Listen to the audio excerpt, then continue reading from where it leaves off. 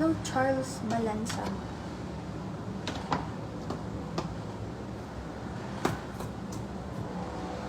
So guys, titignan nyo na naman ako magluto. And I hope gusto nyo magluluto ako.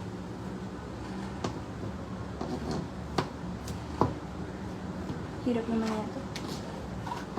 Wala kasi kaming chopping board na ano. Pwede ba ito?